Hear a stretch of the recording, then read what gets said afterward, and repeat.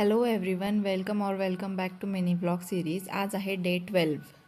Hairstyle करायला तर आवडते, पण ती वेळेवर काढायला आवडत नाही. अशा लोकांच्या गटातली मी आहे. काल एक लिप लायनर आणि एक लिपस्टिक मी परचेस केली, सो तेच मी इथे अप्लाय करत होते. घरात मला शेड व्यवस्थित कळून येत नव्हता, म्हणून सनलाईटमध्ये जाऊन चेक केलं. सुरुवातीला थोडं कन्फ्युजन होतं, पण नंतर जसं दिसलं तसं मला जसा एक्झॅक्ट शेड हवा होता तोच मिळाल्यामुळे मी खुश होते. काल जरा दमल्याने इंद्रायणी आज उशिरा सुटली होती. तिच्यासमोर एकदा मी फुलाचा वास काही घेतला तर तिलाही सारखा फुलाचाच वास घ्यायचा होता.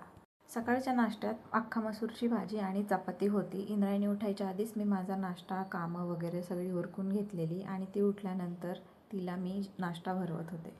मी जास्त लिक्विड लिपस्टिक्स घेत नाही, कारण मला कधीच त्यातून शेड चांगला मिळालेला नाही. पण हा जो शेड मी घेतला आहे तो मला खूपच जास्त आवडला आहे. ट्रान्सफर प्रूफ, लाईट वेट आणि खूपच सुंदर दिसतो आहे माझ्यावर. बाबा आल्यावर जितकी घाई दरवाजा उघडायची असते तितकीच घाई दरवाजा लावायचीही असते.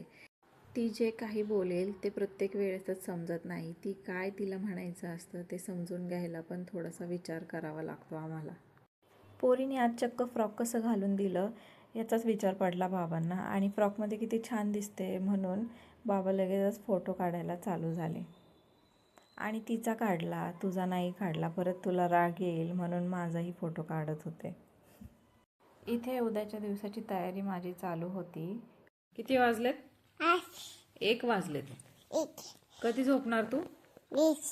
हां, कधी झोपणार? हाय हाय हाय करतीये.